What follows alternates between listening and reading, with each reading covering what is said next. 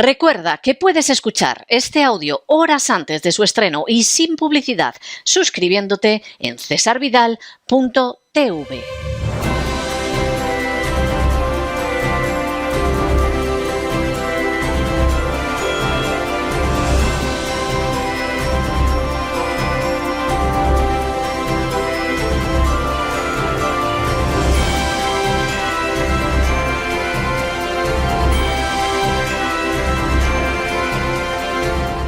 Candilejas, teatro y espectáculo con César Vidal.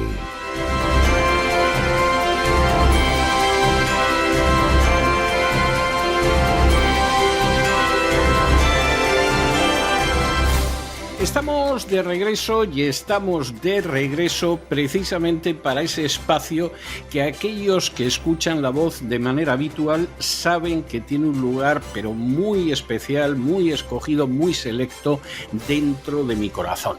Por supuesto, es obligatorio decir, lo digo siempre, que normalmente de lunes a jueves acabamos el programa con especialistas de primera fila en áreas como la economía, como la literatura o como la psicología. Pero los viernes siempre tenemos a gente muy especial y de ahí la especial querencia que yo tengo por esta sección del programa. Es gente muy especial que a veces es conocida de manera universal. Cuando hemos traído a un director de cine que en su día recibió un Oscar, cuando hemos traído a un cantante lírico que sigue paseando el bel canto por todo el mundo, hablamos de gente de conocimiento universal.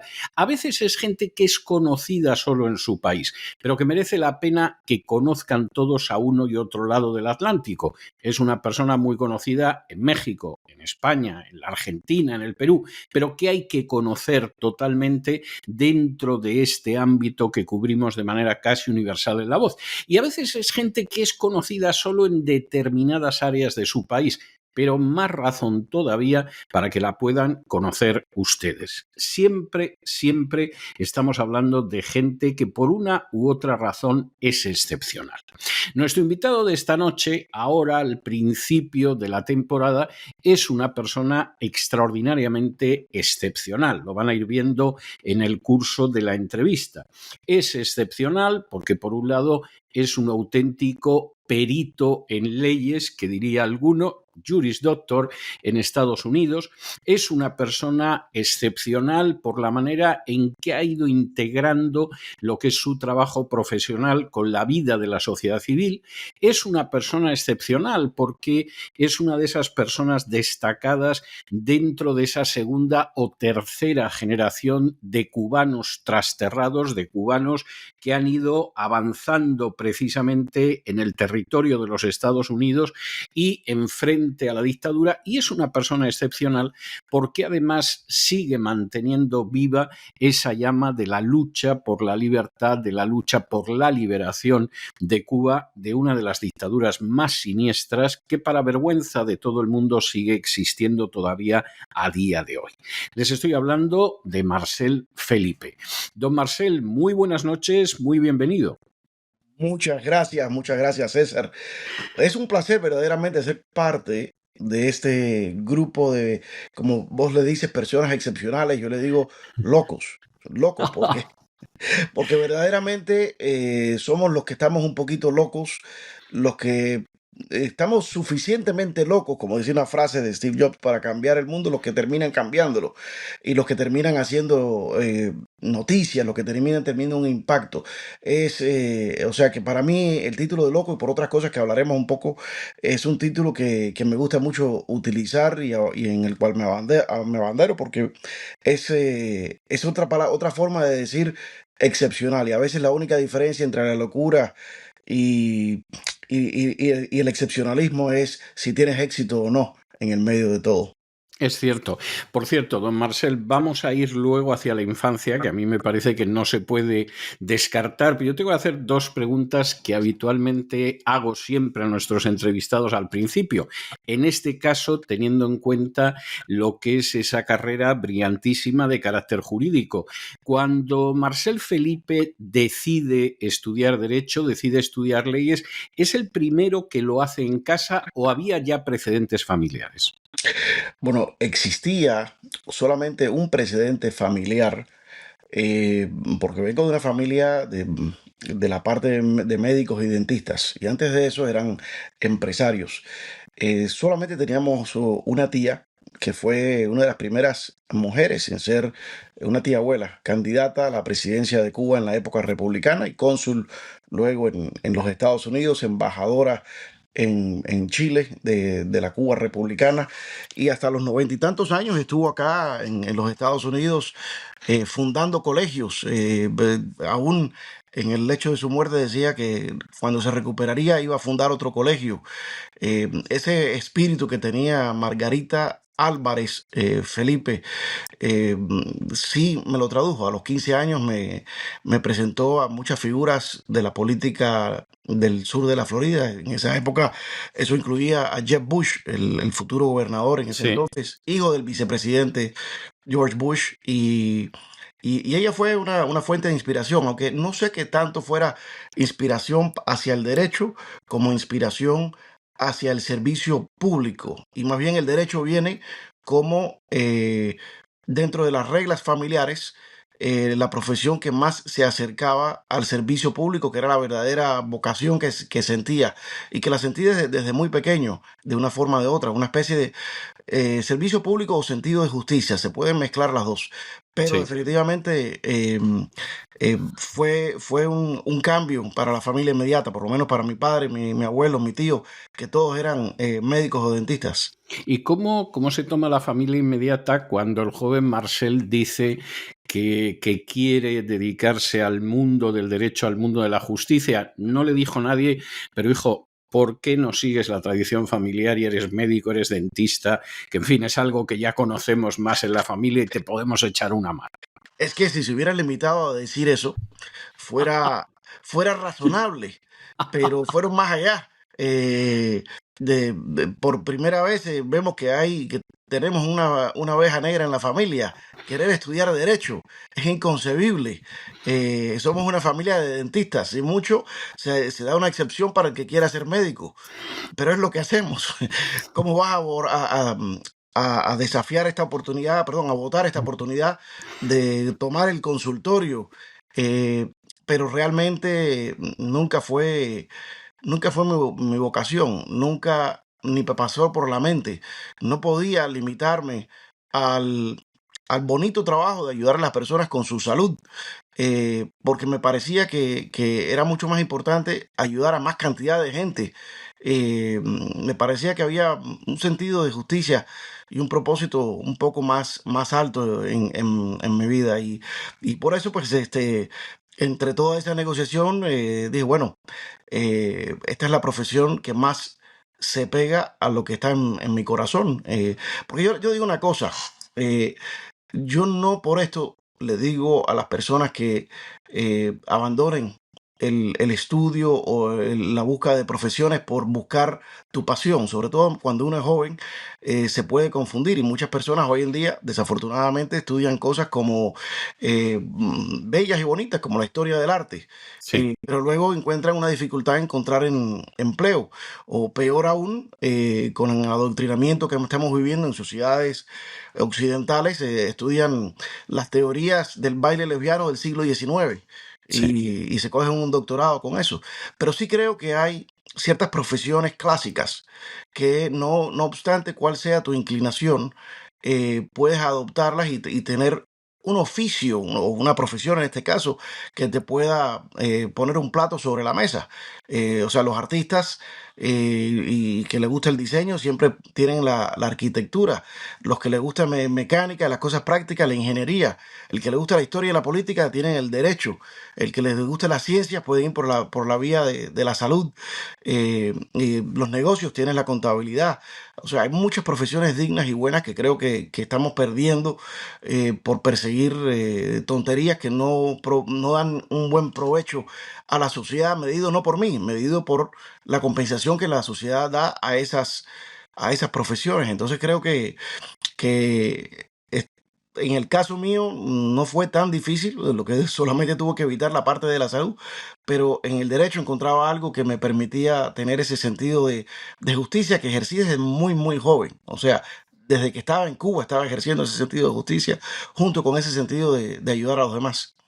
Hay una cuestión, tenemos que ir hacia atrás forzosamente, porque yo no quisiera que aquella gente que no conoce a Marcel Felipe, que es muy conocido en la Florida, pero muy posiblemente no es el caso de países al sur del Río Grande, yo no quisiera que la gente pensara que estamos hablando de un Marcel Felipe que crece en una familia que prácticamente tiene todo dado, porque económicamente es muy floreciente desde hace generaciones, que no ha tenido que esforzarse especialmente porque hay una fortuna que viene de los ancestros, y me gustaría volver al inicio de su vida, volver a la infancia, porque efectivamente Marcel Felipe no es hijo de una familia de millonarios o de gente de clase media alta, es hijo de una familia de exiliados.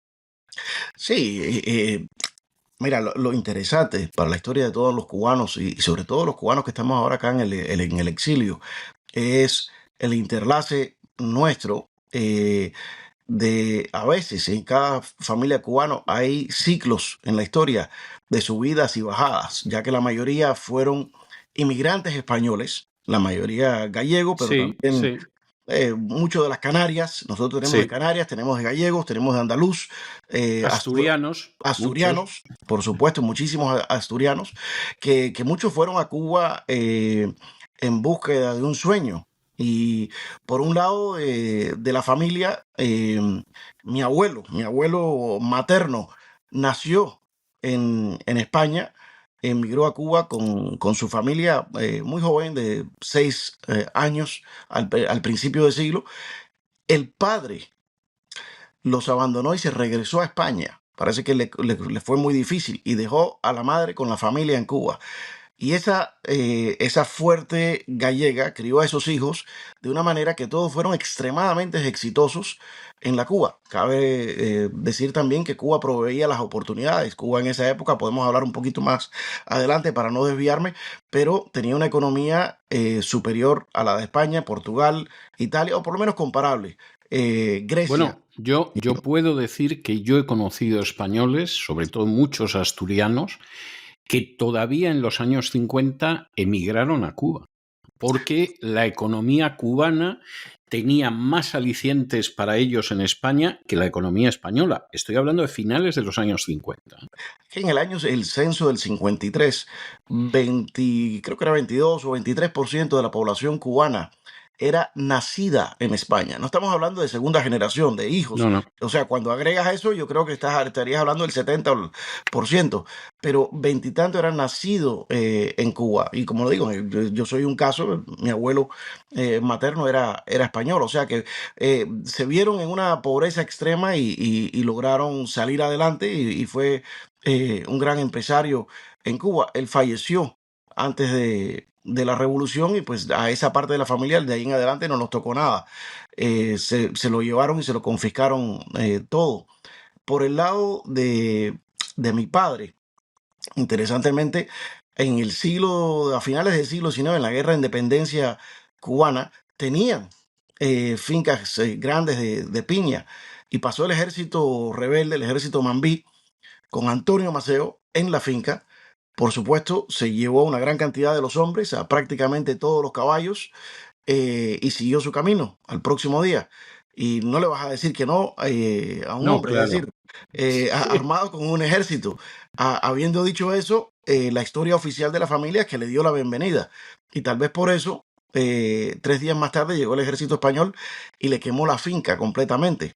Entonces tuvieron que ir desde esa fortuna a comenzar una vida de pobreza, mudarse a La Habana y arrancar. Y de ahí viene mi abuelo, después nace mi abuelo, que nace en esa total pobreza, se hace dentista y ahí viene la vocación en la familia por los estudios, la educación como una forma de salir adelante, de salir de la pobreza. Y ese fue más o menos, cuando llega la revolución, esa familia es una familia de clase media alta, o sea, profesional, una Claro. clase profesional que en Cuba era muy bien pagado, o sea, te permitía tener, siendo una clase media, un carro nuevo del año, un Buick nuevo del año que tenía mi abuelo en aquella época, que luego lo preservó en la época de la revolución.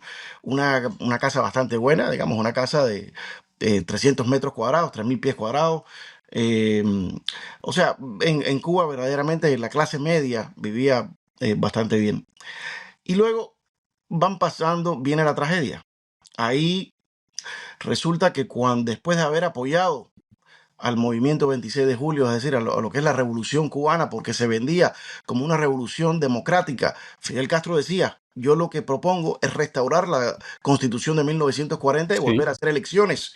sí. Y por eso tanta gente lo apoyaron al principio, es parte de la historia que no se conoce. Pero en ese momento, después de eso, al ver los fusilamientos en masa por televisión, a ver que se había creado un estado de euforia, donde cualquier acusación era suficiente para llevar a alguien al paredón de fusilamiento. El abuelo reunió a todos en la casa, su abogado fue para allá habiendo sacado todos los pasaportes, el abogado se iba esa misma tarde, también se exiliaba, estaba viviendo un momento en el cual, según cuenta mi madre, cada día había un estudiante menos en el aula y preguntaba, ¿dónde está fulano? Su familia se fueron del país. Y en el medio de todo ese contexto, eh, se sienta la familia y mi abuelo dice, bueno, nos vamos para Estados Unidos. Y en eso llega mi tío, que tenía 18 años, mi padre tenía 13 y dice, yo tengo 18 años, no me pueden obligar, yo creo en la revolución y aquí me quedo. El abogado oyendo eso y estando en una situación donde cualquiera te puede acusar, se pone un poco nervioso y dice, pues yo me tengo que ir. Y el, y mi abuela dice, bueno, pero yo no me voy si él se queda, porque yo no voy a dejar a mi hijo, aunque tenga Claro, 18 años. Mi claro. abuelo le dice a mi padre, vámonos tú y yo, que cuando a tu hermano se le pase toda esta bobería, ya vamos a estar en Estados Unidos y va a ser más fácil sacarlos. Y mi padre le dice, pero yo tengo 13 años y no puedo abandonar a mi madre. Claro. A lo, cu- a lo cual el abuelo dice, ¿sabes qué? Nos quedamos entonces, pero esta decisión nos va a pesar mucho. Y 3 años más tarde estaban habían puesto el nombre de mi padre en una lista para mandarlo a un campo de concentración, que se llamaba UMAP, Unidades Militares de Ayuda a la Producción, donde fueron 30.000 adolescentes eh, tildados de ser contrarrevolucionarios, pero la palabra contrarrevolucionario es muy amplia para ellos. No es simplemente el que hace una conspiración contra el gobierno, es simplemente el que le gustaba a los Beatles. Si escuchabas música Sí, oriental, sí, sí, sí, sí, efectivamente, sí. los homosexuales, que ahora ellos han cogido esa bandera, pero si eras homosexual también ibas para allá. Si eras testigo de Jehová, ibas para allá. Si rehusabas renunciar a tus creencias, a tu religión, también ibas para allá. De esos 30.000 muchachos, 180 se suicidaron. 600 tuvieron que estar internados en manicomio, y muchos otros murieron. Él no llegó a ir. Él, cuando ellos te ven que tú eres lo que ellos llaman antisocial, es decir, que no te conformas como el comunismo perfecto, porque claro está, mientras al mundo le venden la imagen del Che Guevara con el pelo largo y el tipo bohemio, en Cuba todo era militarizado y venía la policía, a mí me tocó, venía la policía y te paraba y te cortaba el pelo sin pedirle permiso a tus padres, porque tenías que ser un soldado más de la revolución. Y a él entonces lo sacan del colegio y lo ponen. El primer paso antes del campo de concentración es un colegio internado donde te tratan de lavar el cerebro. Si ellos no pueden contigo ahí, entonces te mandan para el campo de concentración. Pues el amigo de él sí se había reformado. Bueno, uno de sus amigos se reformó, otro fue el campo de concentración. El reformado, Cuando hablamos de que se reformó, es que finalmente se doblegó por miedo, por deseo de sobrevivir o por lo que fuera. absolutamente correcto. O sea, él fue con dos compañeros más a ese colegio internado donde tratan de lavarte el cerebro más aún del colegio normal. Uno de esos no se doblegó y terminó yendo al campo de concentración. El otro sí se doblegó, comenzó a trabajar en la oficina del director del colegio y tuvo acceso a la lista de los que iban a mandar al campo de concentración. Y le dice, mi padre, eh, estás en la lista y te van a venir a buscar pasado mañana. Mi padre en eso, con la ayuda de ese amigo, a un gran riesgo para él también, se escapa de ese colegio internado, va a ver a mi abuelo, a su padre, le cuenta el problema y a las 3 de la mañana van a ver a un amigo de mi abuelo que es psiquiatra y le hacen el problema y el psiquiatra los ayuda y les dice, mira, no te preocupes, regresa, yo voy a ir a la mañana a recogerte y vamos a decir que tú no eres antisocial, tú no eres anticomunista, que tú eres un paciente psiquiátrico, un loco, eh, y por lo O sea, tanto, tú tienes un problema mental y por lo tanto no eres para ellos un problema social. exactamente, no, tu rebeldía no viene por ese lado, tu rebeldía es algo que yo puedo curar con tratamiento porque está bajo mis cuidados. Y le dio ciertas instrucciones de cómo comportarse para poder reafirmar lo que estaba diciendo y efectivamente logró salvarlo y sacarlo de esa situación. Y aquí es donde viene una parte que es fundamental en la vida de él. Él al salir de ahí dice, pues yo no voy a aguantar esto. Él había escuchado que existían aún todavía unos rebeldes alzados en las montañas del Escambray, haciendo guerrilla contra los Castro, resistencia contra los Castro. Dice, pues yo me voy a unir a ellos. Y fue a buscar a un par de muchachos mayores, él tendría 16 años en ese momento, estos muchachos tendrían 19 o 20, y que trabajaban en una, creo que era una farmacia, una tintorería en el barrio haciendo los deliveries, los mandados de la tintorería. Sí. Y ellos, él sabía que ellos tenían contacto con la gente de la montaña y que por ahí podían entrar a sus filas. Y cuando va y pide por ellos, le dicen, no, fulano lo ejecutaron y al otro está preso. Y desde ese momento, él dice, verdaderamente me di cuenta que esto no era un juego, que completamente te destrozaban la vida y no le pedían perdón a nadie. Y en primera persona. Nosotros ahora en el exilio, en el trabajo que estamos haciendo de documentar todo, se ve el panorama completo, pero en aquella época tú veías el panorama que está dentro de ti porque hay mucha censura. Y ese fue el Claro. panorama que vio él. Claro, y además los árboles no te permiten ver el bosque. Tú estás en lo que es tu realidad, de tu familia, de tu escuela, de tu trabajo, y obviamente el panorama completo pues es prácticamente imposible que lo veas. Esto es lo que llaman el síndrome de Fabricio por la novela de Stendhal de la Cartuja de Parma, donde el pobrecito está en la batalla de Waterloo y en la batalla en la que se define el destino de Europa, el pobrecito no se entera de nada porque le pilla en un sitio de la batalla, sabe que hay una batalla y que muere gente y que se disparan cañones, pero el cuadro general se le escapa. En el caso de su padre, de pronto, claro que se dio de manos a boca con el panorama general. Totalmente. En ese momento él decide, mira, si aquí no hay forma de hacer oposición, lo que tengo es que ver cómo me escapo. Y no me puedo ir porque el gobierno castrista prohibía la salida del país de cualquier hombre en edad militar. Claro. Él resolvió que iba a estudiar, graduarse y cuando ya cumpliera, pasar a la edad militar, a los 26, 27 años era, poder salir de Cuba. Había un problema. Los comunistas ponen bien claro que la universidad es para los comunistas, la universidad es para los revolucionarios. Eh, pero, una vez más, mi tío, que sí era revolucionario y que iba adelante de él y que también estaba estudiando odontología, eh, ya iba por delante, le abrió paso. Y mi abuelo, que era de la generación de los que estaban manejando la universidad, pues le abrió paso, lo dejaron entrar, estudió con mucha dificultad porque nunca iba a las marchas y a las cosas que se le obligaban.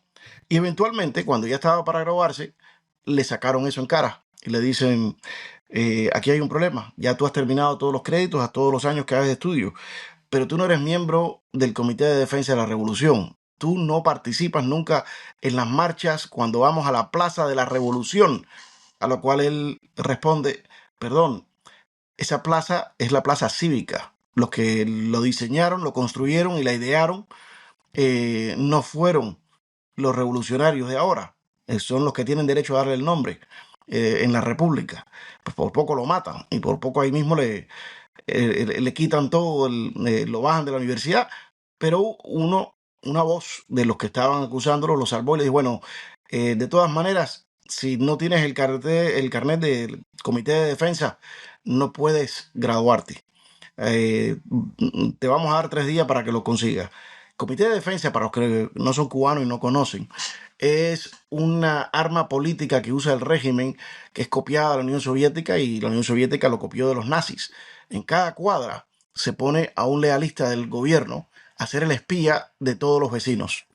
Ese se asegura que cada vecino participe en lo que llaman el domingo voluntario.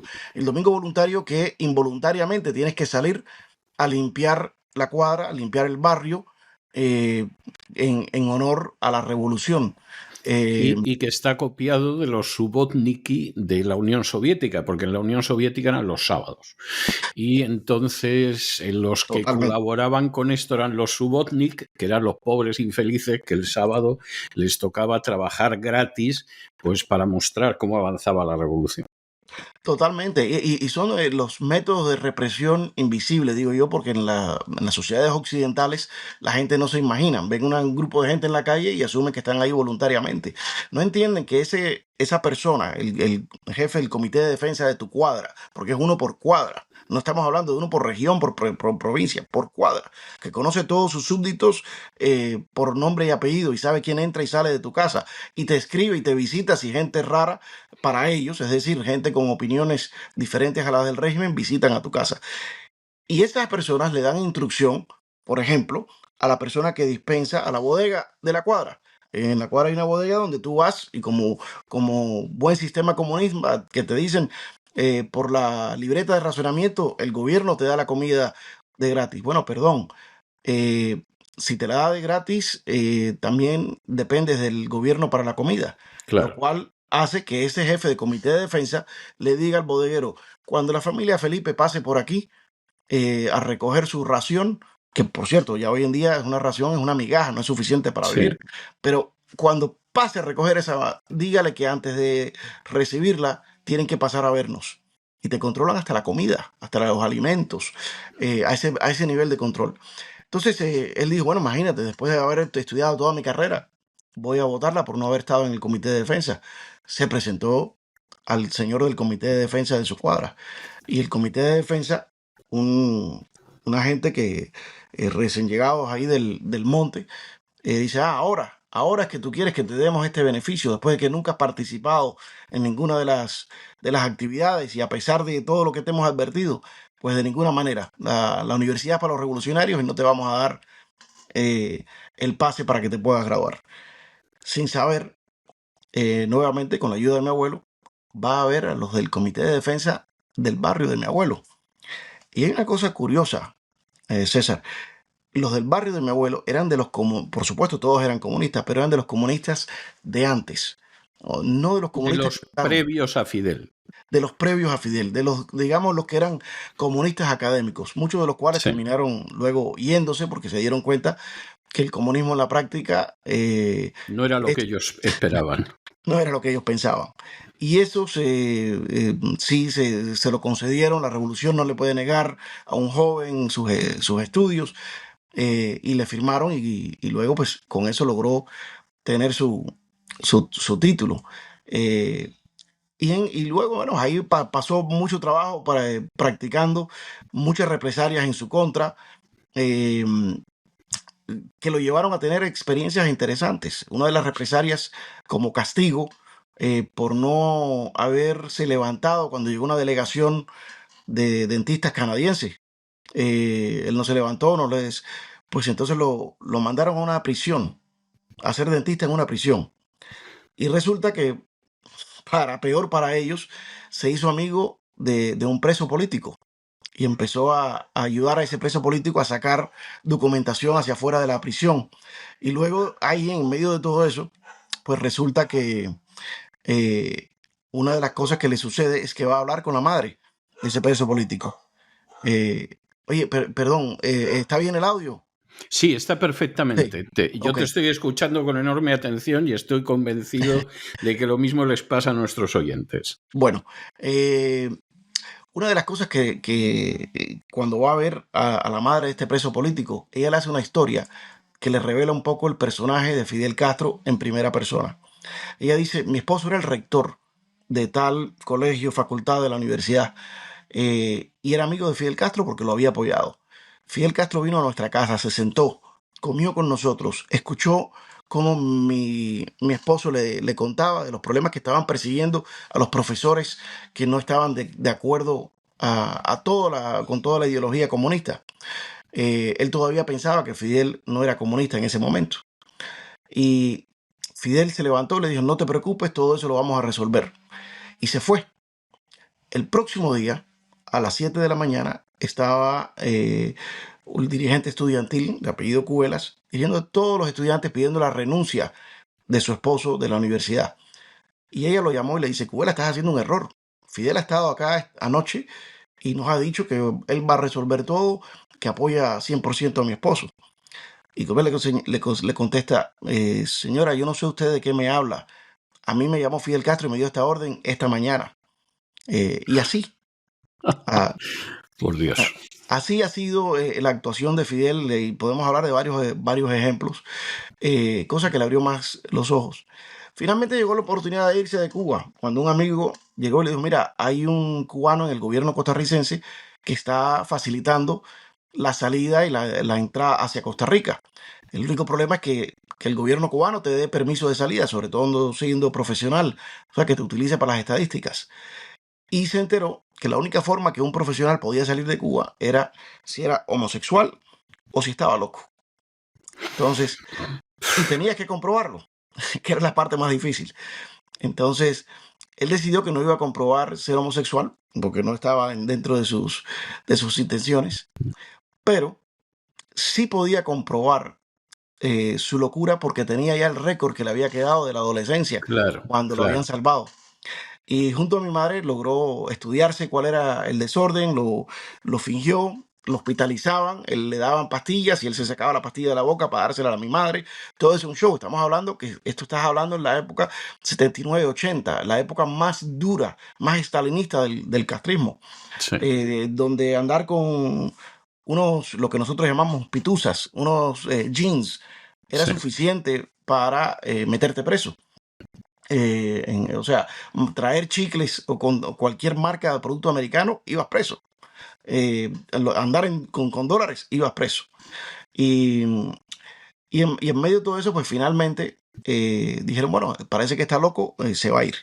Y cuando ya teníamos todo planeado, llega mi tío y le dice, oye, eh, ¿tú te acuerdas de tu amigo Daniel Peña? Y dice, claro, por supuesto. Daniel Peña era un amigo de la adolescencia que una vez eran una familia de empresarios y una vez cuando estaba en casa del muchacho al principio de la revolución, escuchó que el padre decía, se acabaron los negocios, aquí ahora lo que hay que hacer es comunista. O sea, gente que voluntariamente cambiaron todos sus principios para tener mejor Sobrevivir, posición. sí, sí, sí. Pues Daniel Peña, en la junta donde se determinó, de la profesión, donde se determinó que te iban a dar de baja, Daniel Peña dijo que tú no estabas loco, que él te conoce desde joven y que tú siempre has sido contrarrevolucionario y a favor de todas Y estas ese es cosas. el problema, ese es el problema. No que estés loco, sino que eres contrarrevolucionario. Totalmente. Entonces, que no se le podía premiar con una salida que era lo que quería. Entonces, en medio de todo eso, lo llama a la hermana de Celia Sánchez. Para que no conocen la temática cubana, Celia Sánchez era la mujer más poderosa de Cuba. Sí, No era la mujer de Fidel Castro, era la asistente de Fidel Castro, pero actuaba como la primera dama de Fidel Castro en la mayoría de eventos hasta que el puesto lo tomó después de su muerte la de Raúl, la esposa de Raúl. Y la hermana de Celia Castro, de Celia Sánchez, era la encargada de todos los dentistas. Entonces ella lo convoca, lo llama al ministerio y él se sienta.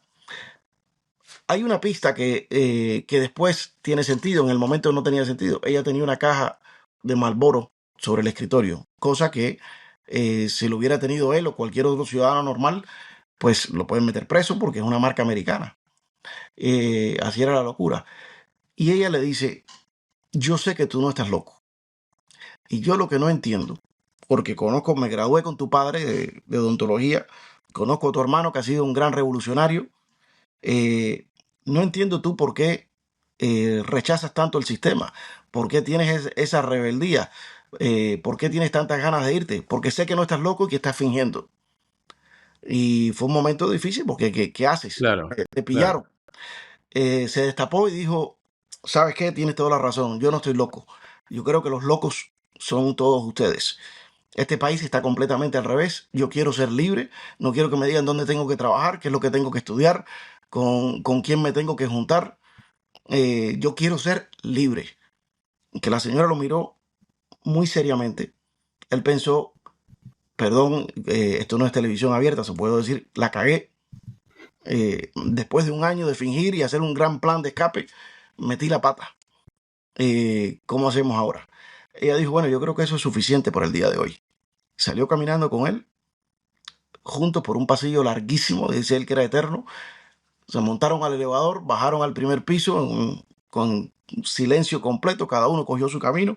Llegó a la casa y le dijo a mi madre, llévate a los muchachos eh, para casa de tu madre, quédate unos días que metí la pata y van a venir por mí.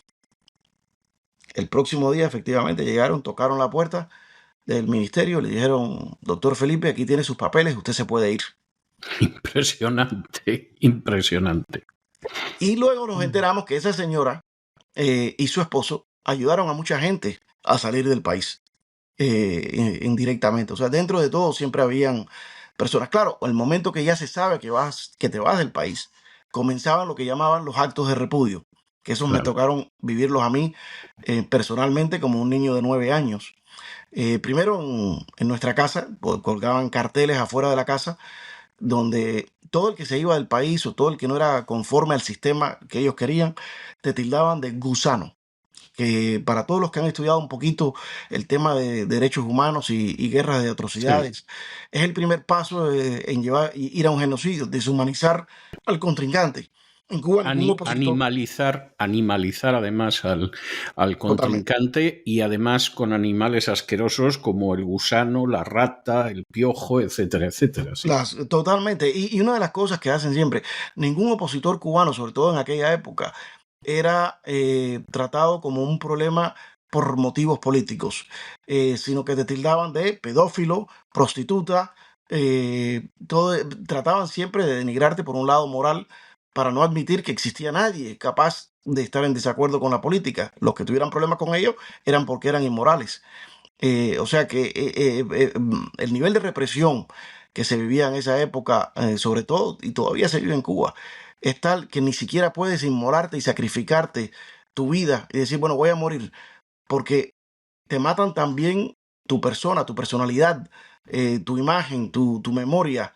No se enteran de que el pueblo no se entera que lo hiciste por un acto heroico, sino que quedas tildado como algo muy, muy negativo, incluso para tus hijos, y tus hijos luego tienen que vivir con el estigma de el hijo de la prostituta, el hijo del pedófilo y de lo que ellos quieran inventarte, porque controlan todos los medios. sí, y hay una destrucción reputacional que además es muy típica de esta cosmovisión. Es decir, claro, si tú dices que es un disidente, si tú dices que clama contra la injusticia, si tú dices que ha revelado determinadas cosas, indirectamente contribuyes a crear toda una reputación de que esa persona en realidad es un héroe. Y además un héroe teniendo enfrente a un auténtico Goliat. Claro, eso no lo puedes consentir. Entonces te dedicas a crear un relato que destruya la imagen de esa persona, que triture la reputación de esa persona, que lo acusen de cosas que no ha hecho y además utilizas todo el aparato del Estado y toda la posibilidad de propaganda para crear ese relato que triture a la otra persona. Es típico de esta gente. Así mismo como actúan. Y es verdaderamente, lo ves en todas partes. Yo vi una película eh, que se llama Swing Kids, sobre los adolescentes Sí, en Alemania. gran película sobre los adolescentes en los inicios del nazismo en Alemania, cuyo pecado era que les gustaba la música swing. O sea, escuchar a Glenn Miller era algo absolutamente inaceptable para el régimen totalitario en Alemania. Lo curioso es que cuando tú ves esa película, primero, una de las cosas buenas de esa película es que siempre, casi todo lo que se hace de la época en Alemania, se hace desde el punto de vista del atropello hacia el pueblo judío, hacia los alemanes judíos, pero muy poco se hace sobre el atropello a a los alemanes Sí, sajones normales, que también los que no sí. conformaban con la visión de ese régimen, pues también eran aplastados. Y era casi igual a lo que vivió mi padre en su época Sí, en el Caribe, bajo un sistema que supuestamente es el opuesto. Pero al fin y al cabo no son opuestos, es lo mismo. Es dictaduras totalitarias donde el gobierno intenta de controlarlo prácticamente todo, a diferencia de las democracias liberales en el sentido del liberalismo clásico, donde se centra en la libertad del individuo, del ser humano. O sea que eso es una cosa que a mí siempre se me ha quedado. En esa época, para volverte a la historia, en esa época, cuando ya sabíamos que nos íbamos y empezaron a ponernos carteles, era un poco hasta cómico, porque ponían dos gusanos grandes, que era mi padre y mi madre, y dos sí, gusanitos, que éramos mi hermano y yo. sí. Y a esos nos tiraban piedra a la casa y hacían todo tipo de actos, pero dentro de todo eso siempre existía gente buena. Por ejemplo, nuestra vecina inmediata rehusó participar y luego le pusieron muchos problemas porque no quiso participar en esos actos de repudio contra nuestra casa. Eh, Al mismo tiempo, a mi madre, una vez la, la acosaron peatonalmente, con las turbas de gente cayéndole atrás y dándole golpes. Eso fue donde se encontró con una amiga eh, con la cual nosotros como niños, habíamos estado en la casa de la amiga y en ese momento ella vio a su amiga eh, entre todo el tumulto que le estaba gritando y la amiga se frenó, paró por un segundo, pero al momento siguió gritándole. Son ese tipo de decisiones de cada ser humano toma frente a esas consecuencias que te marcan, ¿no? Que te marcan y te definen. Nunca supimos más de esa persona, no sabemos si esa persona se vive bien con esa decisión de traicionar a un amigo por su sobrevivencia. Pero en medio de todo eso, para hablar de la parte positiva, viene nosotros llamamos una guagua, un bus, y vea todo ese tumulto. El bus está marcado, tiene una ruta, se sabe quién es el chofer. Sin embargo, el señor abre la puerta, la ala a ella para dentro del bus y a patadas previene que toda esa turba la siga atacando, cierra el bus y se la lleva. O sea, tenés el caso de la persona que con la caja de Marlboro que salvó a mi padre y le dejó salir. Tienes el caso del chofer de ese bus. Tienes el caso de la vecina que se rehusó a participar en esos ataques. Eh, Había gente buena dentro de todo ese mar de oscuridad y de cosas negativas. Y estos sistemas te sacan lo mejor y lo peor del ser humano, porque lo llevan al ser humano hasta su último momento, hasta su último límite. Bueno, ¿y cómo llega finalmente la familia a los Estados Unidos? Porque hay que reconocer que todo lo que es esa saga de ir sobreviviendo, de intentar no perder la formación, de no perder la integridad en medio de esta situación, aunque sea muy peligrosa, es algo verdaderamente novelesco, aunque por desgracia no es una novela, es una realidad y es la realidad de millones de cubanos, desgraciadamente, y cómo finalmente la familia consigue llegar y qué se Bueno, encuentra cuando llega a los Estados Unidos, porque yo me imagino que llegaría con los bolsillos totalmente vacíos. bueno, finalmente llega todos los trámites para poder salir e irnos a Costa Rica. La semana antes, yo fui por todos los compañeros de colegio, volviendo mi sentido de justicia, todos los compañeros de colegio que participaron, estamos hablando de tercer y cuarto grado, y que participaron en apedrear a mi casa, ajusté las cuentas con ellos antes de irme. Lo fui a buscar y le ajusté la cuenta individualmente de muchacho a muchacho.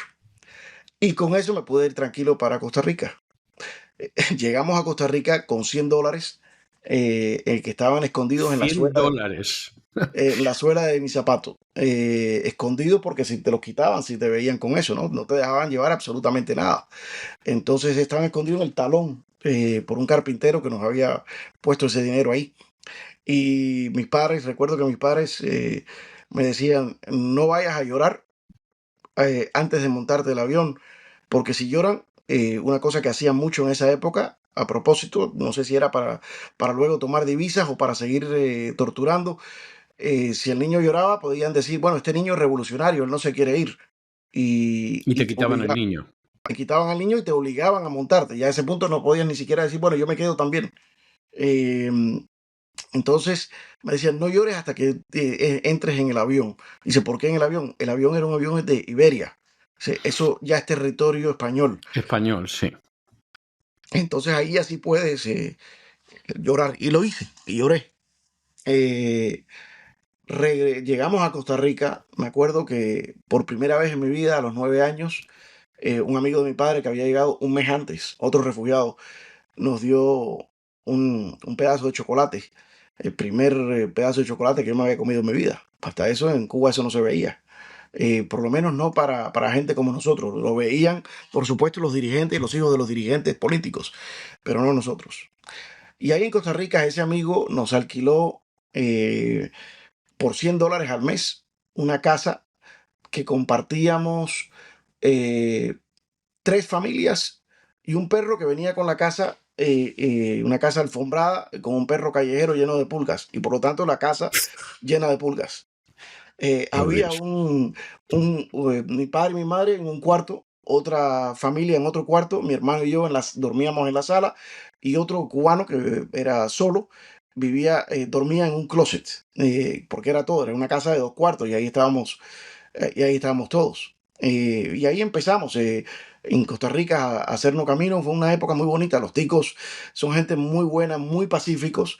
Fue un shock porque nosotros en Cuba vemos una vida bastante militarizada y violenta. Es decir, los muchachos cubanos eran muy normal, tal vez por el tipo de sociedad que ellos engendran, que te rodeaban los más grandes y te ponían a pelear con tu amigo para divertirse los grandes. Entonces yo tenía a los 9 años ya había peleado 40, 50 peleas de niños donde uno terminaba hasta sin aire, con falta de respirar. Cuando llegas a Costa Rica, los ticos son extremadamente pacíficos. Y dicen, ¿pero qué es lo que pasa aquí? Aquí nadie pelea. Fue un poquito de shock, pero me fui acostumbrando, porque uno es muy fácil acostumbrarse a esa vida pacífica, democrática. Nos incorporamos a la comunidad de los refugiados políticos. Fue difícil y es una de las cosas que hay que reconocerle a Estados Unidos. Cuando mi padre llegó a la universidad el primer día, no se había quitado el polvo del camino y llegó a preguntar cómo podía matricular. Y le dijeron, aquí tenemos muchos cubanos ya, no necesitamos más refugiados. No, no, no entre. Y después, pero como en todos lugares hay gente buena, vino alguien y dice, bueno, hay un convenio con la Cuba de antes, que los dentistas de allá pueden venir a hacer su reválida acá. Y eventualmente hizo su reválida en Costa Rica. Hicimos una vida en Costa Rica y a los 2 años nos llegó esta notificación por nuestra tía abuela de allá de Miami, que había un programa para traer a cubanos de lo que llamaban terceros países.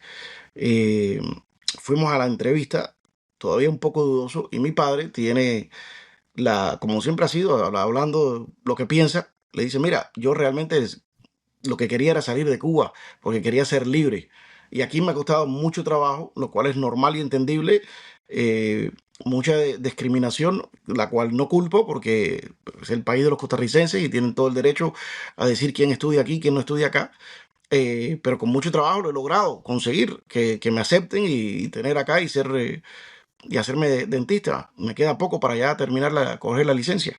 Eh, entonces, yo se lo agradezco mucho, pero si tengo que volver a hacer todo allá de esa manera y que el funcionario le dijo, si usted entra a Estados Unidos y le damos el permiso de entrar, y usted reúne todos los requisitos, usted entra con todos los mismos derechos.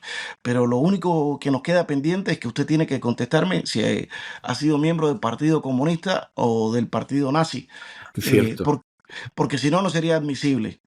Y él en ese momento cambia, dice, un país, primera vez en mi vida que me preguntan que si soy miembro del Partido Comunista, y la pregunta está con otra intención de demandar de que sea miembro del partido. Y un país que pone eso como condición de entrada, ese es el país donde yo quiero vivir. El país donde no se permitan la entrada de los comunistas. Claro, estás hablando de otro Estados Unidos y otra época.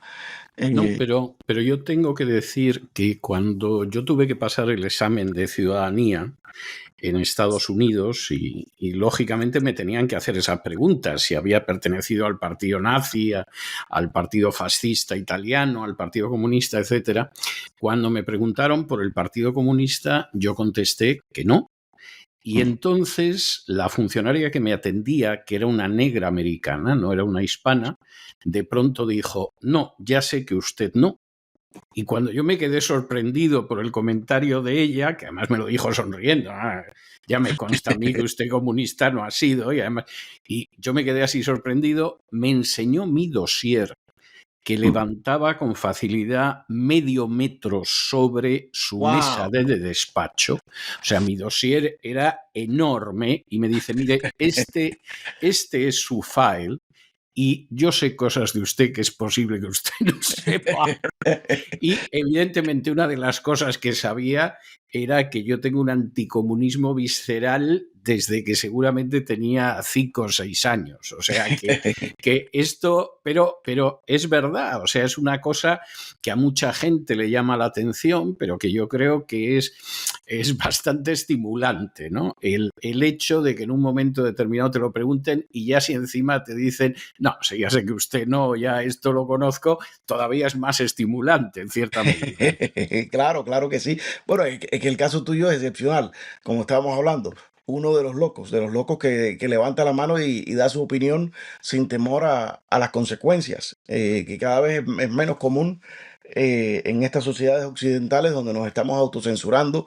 Más y más personas practican la autocensura y el political correctness. Entonces, claro que vas a estar señalado, en este caso de una buena forma.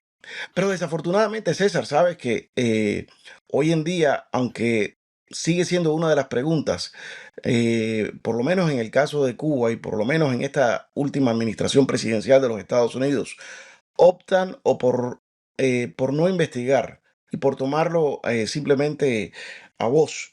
Y uno de las personas más allegadas a Fidel Castro, que fue jefe del partido en una de las provincias, acaba de entrar a los Estados Unidos. Y si no fuera por periodistas locales acá de América TV y Mario Pentón, que lo lograron denunciar, pues hubiera pasado desapercibido. Sí, claro. Y obviamente es una persona que tuvo que haber dicho mentira, porque no solamente era miembro del partido, era el jefe del partido en una de las provincias. Entonces, desafortunadamente en aquella época, Estados Unidos sí se tomaba esa pregunta muy en serio. Hoy en día, pues, depende un poco del oficial y depende un poco de la administración, ¿no?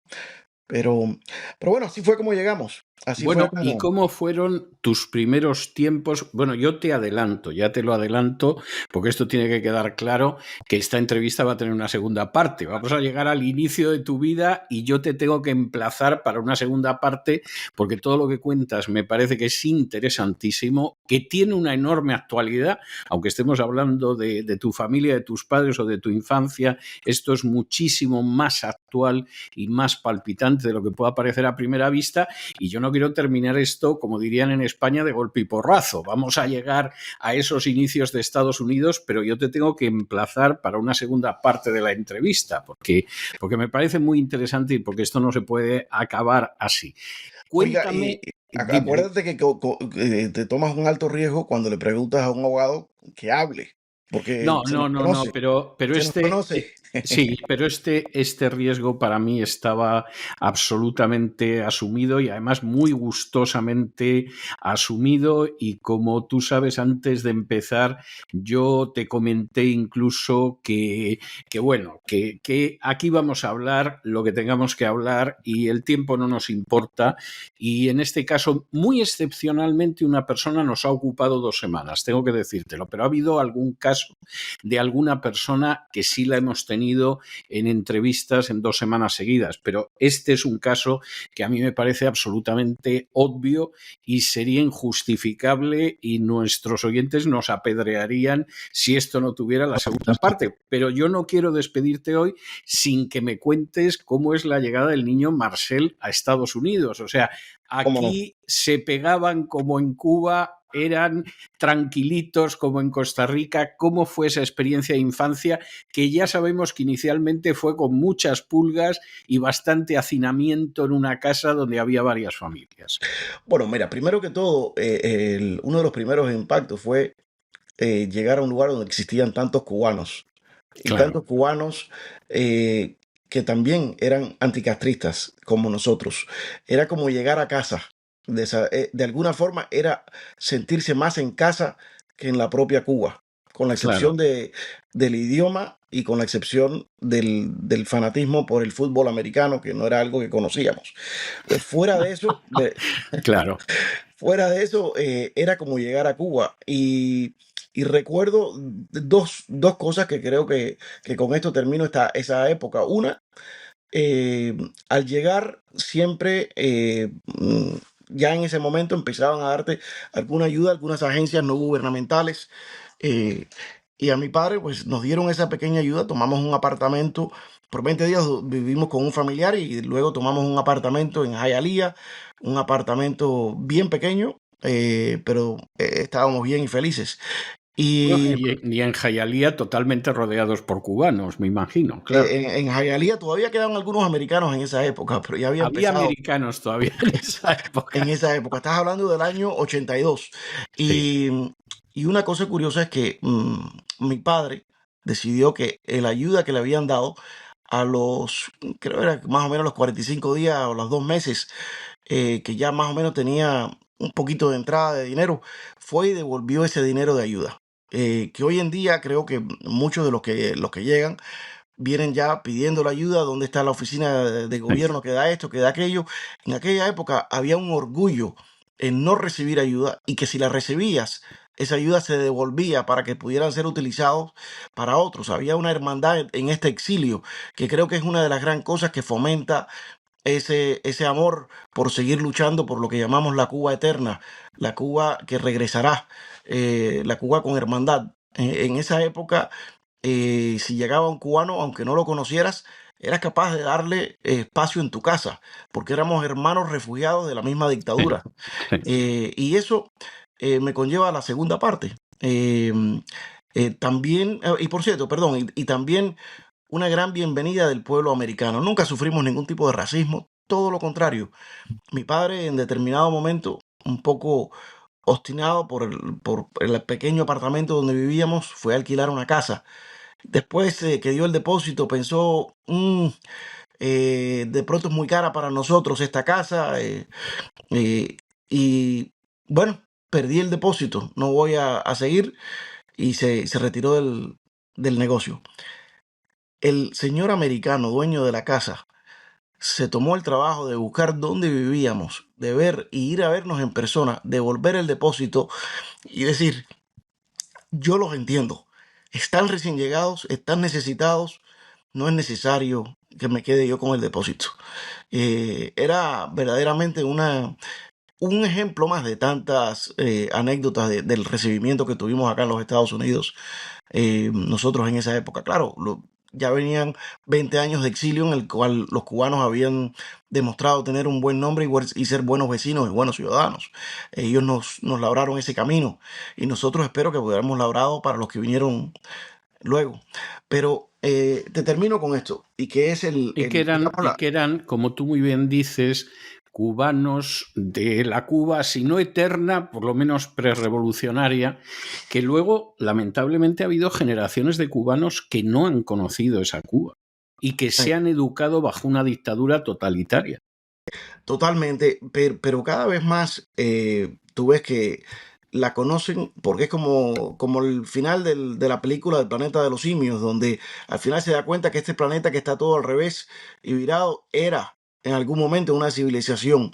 La gente camina y ven esos edificios y se dan cuenta, derrumbando y se dan cuenta que ninguno de esos edificios fue fabricado en su época, que todo lo que vale la pena en Cuba hoy en día son cosas que se fabricaron antes de que la llegada de los comunistas, que todo lo que se ha fabricado después es feo estéticamente, es incómodo, no es práctico. Y te das cuenta que existió una civilización y se vuelven hasta más radicales que los antiguos. Yo tuve el placer de estar de vacaciones en Italia cuando un grupo de cubanos italianos se enteraron que yo estaba por allá y hicieron las gestiones para contactarse conmigo, invitarme a cenar. Y yo les tanteé un poco cómo ellos veían la cosa. Les dije, bueno, si hay una reconstrucción, ¿en qué punto para abajo del oficialismo se perdona? ¿Quiénes tendrán que ir a enfrentar la justicia por un proyecto que estamos haciendo de lo que sería la transición a la democracia? En Miami, pues tienes todo tipo de respuestas. Entre estos era unánime. Hay que matarlos a todos. Y yo, un momento. O sea, y todos creían en la restauración de la Constitución del 40, mucho más que en el exilio actual. La reconstrucción, eso es una de las cosas que podemos hablar luego. Vamos a hablar en la próxima entrevista, pero bueno. Pero te termino con una anécdota, que es la transición hacia la parte política que hablaremos después.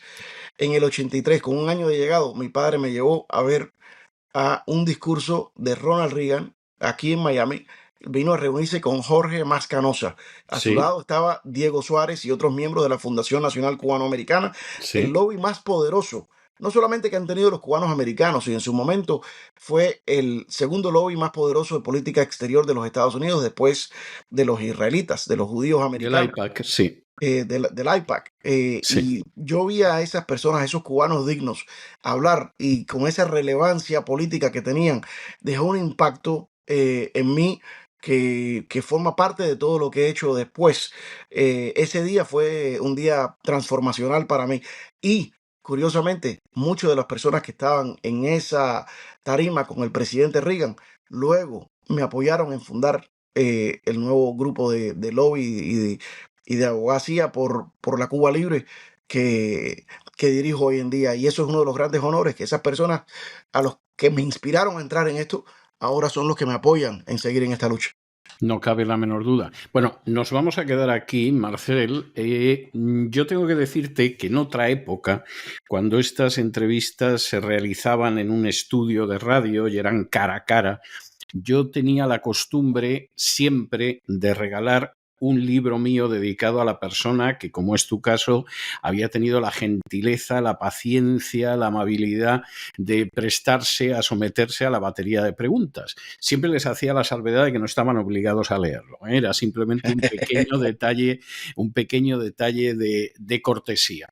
Pero esto es imposible en el ciberespacio y entonces yo siempre dejo una canción, una melodía, una música a aquella persona que, como es tu caso, pues ha tenido la inmensa gentileza de regalarnos un tiempo que además me consta que es muy valioso en tus circunstancias. Y yo te voy a dejar una canción que yo escuché cuando yo era muy niño. Realmente yo era muy niño la primera vez que oí esta canción, pero sí nos impresionó mucho porque eran los años 60 y era la época en que, por lo menos de paso, luego la mayoría de ellos fue hacia los Estados Unidos, pero en aquel momento había bastantes cubanos en España y contaban lo que era el drama que estaba viviendo Cuba y además les escuchaban en España. Hoy en día lo tendrían más difícil para que les oyeran, pero en aquel entonces sí les escuchaban. Y esta era una canción emblemática que se titulaba Cuando salí de Cuba y que efectivamente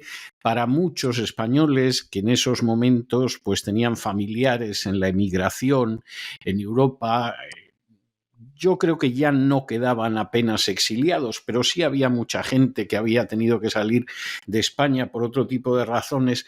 Resultaba muy entrañable por el drama en sí y por el hecho de que además lo sufrieran esos españoles de segunda, tercera generación, que a fin de cuentas eran los cubanos. Yo te voy a dejar con este tema y por supuesto quedas emplazado para la segunda parte, porque todo lo que has contado me parece extraordinariamente interesante y práctico, pero nos hemos quedado con el niño Marcel y queremos llegar al personaje actual. Muchísimas gracias y un abrazo muy fuerte. Gracias a todos. Y con estos compases ciertamente entrañables del Cuando salí de Cuba, de Luis Aguilé, hemos llegado nosotros al final de nuestra singladura de hoy del programa La Voz. Esperamos que se hayan entretenido, que lo hayan pasado bien, que hayan incluso aprendido una o dos cosillas útiles. Y los emplazamos para el lunes de la semana que viene en el mismo lugar y a la misma hora. Y como siempre, nos despedimos con una despedida sureña. God bless you. Que Dios los bendiga. El programa La Voz es una producción de Artorias Incorporated y al amparo del derecho a la libertad de expresión no se hace responsable de las opiniones vertidas en el curso del mismo.